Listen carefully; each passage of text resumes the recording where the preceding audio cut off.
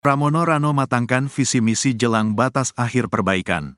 Pasangan bakal calon gubernur dan calon wakil gubernur DKI Jakarta Pramono Anung Rano Karno menggelar pertemuan dengan tim ahli untuk memperdalam visi misi di Pilkada 2024. Pertemuan digelar di kediaman Pramono Anung di kawasan Jakarta Selatan, Minggu, tanggal 8 September tahun 2024. Pembahasan visi misi tersebut, kata Rano, didampingi oleh seorang ketua. Namun ia tidak menyebutkan siapa ketua yang dimaksud. Hari ini tentu tim ahli itu banyak gitu kan, meskipun ada seorang ketua, nggak perlu diketahui lah. Artinya kita sedang memfinalisasi tentang visi misi, kata Rano di lokasi. Pembahasan visi misi dilakukan karena batas akhir perbaikan adalah hari ini. Rano mengatakan terdapat sejumlah visi misi yang dievaluasi atau diperbaiki dari yang sebelumnya telah diserahkan ke KPU. Makanya tadi kita ulang lagi, kita baca lagi, ada yang mana kita evaluasi selama kita berjalan, kan gitu. Kita dapat masukan, ini masuknya di mana, walaupun inti besar dari besarnya sudah cukup sebetulnya, sudah cukup untuk visinya apa, misinya apa, visinya terbagi berapa, programnya apa saja, tuturnya. Meskipun demikian Rano belum mau menjelaskan lebih rinci mengenai visi misinya bersama Pramono di Pilkada DKI. Namun menurut dia beberapa di antaranya yang menjadi fokus adalah masalah air, polusi, dan banjir. Tapi nanti itu akan kami sampaikan pada waktu debat lah, katanya. Pramono Anung janji gratiskan sekolah swasta jika menang Pilgub Jakarta 2024. Bakal calon gubernur Jakarta Pramono Anung berjanji akan menggratiskan sekolah swasta jika menang Pilkada Jakarta. Menurut Pramono, selama ini pendidikan bukan sesuatu yang sulit untuk diakses masyarakat Jakarta. Sehingga, sekolah swasta gratis, kata Pramono, dapat diwujudkan di Jakarta.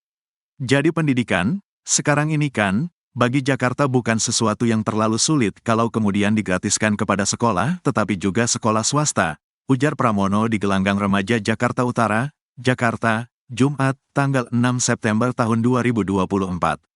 Meski begitu, Pramono mengatakan sekolah swasta yang digratiskan bukan sekolah menengah ke atas. Sekolah swasta yang digratiskan, kata Pramono, adalah yang memiliki nilai akademik baik, namun butuh bantuan. Tetapi kemudian sekolah swasta, janganlah yang bagus, yang BINUS, BIS, JS, tetapi memang sekolah swasta yang memang akademiknya baik, tetapi kekurangan bantuan untuk itu. Saya termasuk yang akan mendorong itu, tuturnya. Dirinya berjanji akan melakukan perbaikan di Jakarta jika terpilih dalam Pilkada Jakarta. Menurutnya, banyak perubahan yang bisa dilakukan dalam pemerintahan di Jakarta. Sekarang ini, eranya sangat berubah dan itu saya yakin melakukan perbaikan pemerintahan di Jakarta, ucap Pramono. Sebelumnya calon gubernur Jakarta Dharma Pongrekun pun sempat mengagas bakal menggratiskan akses menonton pertandingan sepak bola di Jakarta International Stadium, JIS. Jadi kami akan mengkaji bagaimana baiknya agar JIS bisa bisa dinikmati oleh penggemar Persija, khususnya sahabat-sahabat saya dari Jakmania, kata Dharma usai mendaftar di KPUD Jakarta, Kamis, tanggal 29 Agustus tahun 2024. Kalau memang memungkinkan anggaran ada, maka kalau perlu, kami gratiskan, ucapnya.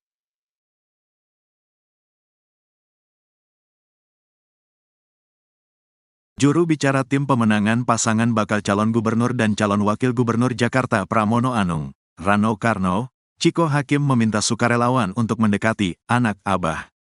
Anak Abah merupakan nama familiar yang diasosiasikan sebagai pendukung mantan gubernur DKI Jakarta Anies Baswedan. Sebenarnya cara yang terbaik menurut saya nih, saya ini masukan buat teman-teman untuk mendekati anak Abah, kata Ciko dalam acara konsolidasi relawan pemenangan Mas Pram dan Bang Dul di Warung Bang Dul, Lebak Bulus, Jakarta Selatan, Jumat, tanggal 6 September tahun 2024. Ciko menjelaskan, anak Abah tak hanya terdiri dari Gen Z dan milenial, namun kelompok miskin kota. Kelompok-kelompok kelas menengah yang lain, kelompok-kelompok strata yang ekonominya rendah itu juga punya kedekatan khusus dengan Pak Anies, kita harus akui, ujarnya. Dia menegaskan, menjual nama Anies untuk menarik simpati pendukungnya lalu mendukung Pramono Rano sebetulnya gampang. Namun, Ciko tak mau dengan cara-cara instan. Dia ingin para sukarelawan Pramono Rano mendekati pendukung Anies. Saya rasa itu yang mesti disapa, jadi kita sudah tahu mappingnya. Karena kalau kita mau main gampang, dalam tanda kutip, yang gampang itu, kita nempel saja sama Pak Anies, kita jual nama Pak Anies dukung kita juga, ucapnya. Dia menjelaskan, masyarakat Jakarta secara tingkat pendidikan cukup tinggi, sehingga tak bisa dibodohi. Kita tempel masyarakat yang merasa diuntungkan dengan program-program dia. Itu yang saya rasa, pesan dari saya. Tetapi sisanya teman-teman yang sudah berjibaku di lapangan sehari-hari tentunya lebih tahu juga situasinya, ungkap Chiko. Juru bicara tim pemenangan pasangan bakal calon gubernur dan calon wakil gubernur Jakarta Pramono Anung, Rano Karno, Chiko Hakim meminta sukarelawan untuk mendekati anak Abah. Anak Abah merupakan nama familiar yang diasosiasikan sebagai pendukung mantan Gubernur DKI Jakarta Anies Baswedan. Sebenarnya cara yang terbaik menurut saya saya ini masukan buat teman-teman untuk mendekati anak Abah, kata Chiko dalam acara konsolidasi relawan pemenangan Mas Pram dan Bang Dul di Warung Bang Dul, Lebak Bulus, Jakarta Selatan, Jumat, 6 September 2024. Chiko menjelaskan, anak Abah tak hanya terdiri dari Gen Z dan milenial, namun kelompok miskin kota. Kelompok-kelompok kelas menengah yang lain, kelompok-kelompok strata yang ekonominya rendah itu juga punya kedekatan khusus dengan Pak Anies, kita harus akui, ujarnya. Dia menegaskan, menjual nama Anies untuk menarik simpati pendukungnya lalu mendukung Pramono Rano sebetulnya gampang. Namun, Chiko tak mau dengan cara-cara instan. Dia ingin para sukarelawan Pramono Rano mendekati pendukung Anies. Saya rasa itu yang mesti disapa, jadi kita sudah tahu mappingnya. Karena kalau kita mau main gampang, dalam tanda kutip, yang gampang itu, kita nempel saja sama Pak Anies, kita jual nama Pak Anies dukung kita juga, ucapnya.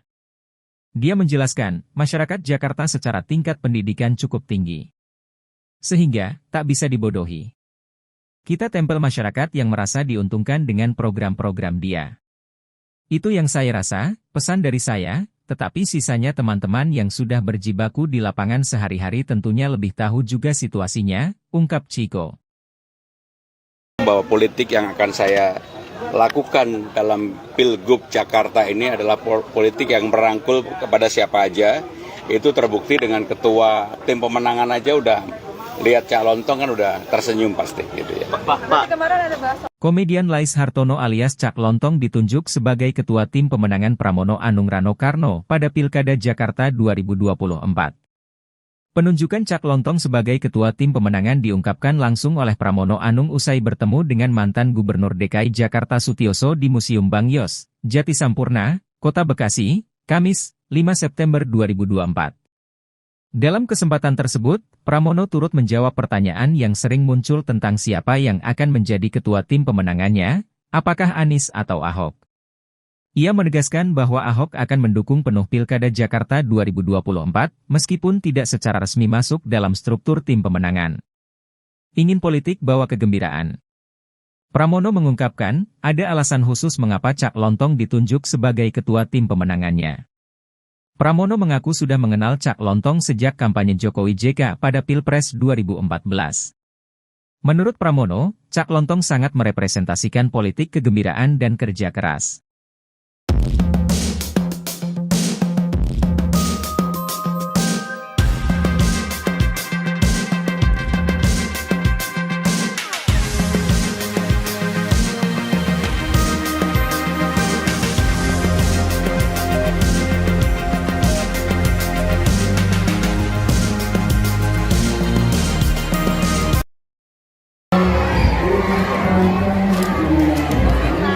Ada insiden yang tidak nyaman dialami calon gubernur Jakarta, Ridwan Kamil, RK, saat mendatangi makam Mbah Priok, Jakarta Utara pada Minggu, 1 September 2024.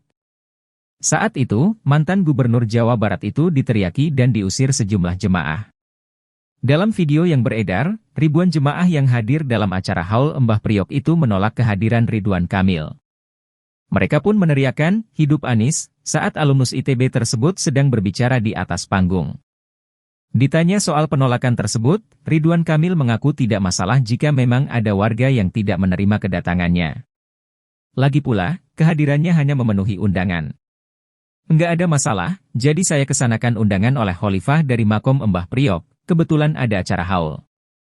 Kalau ditolak saya kan enggak disediakan podium," kata Ridwan Kamil saat ditemui di kawasan Jakarta Pusat, Kamis, 5 September 2024.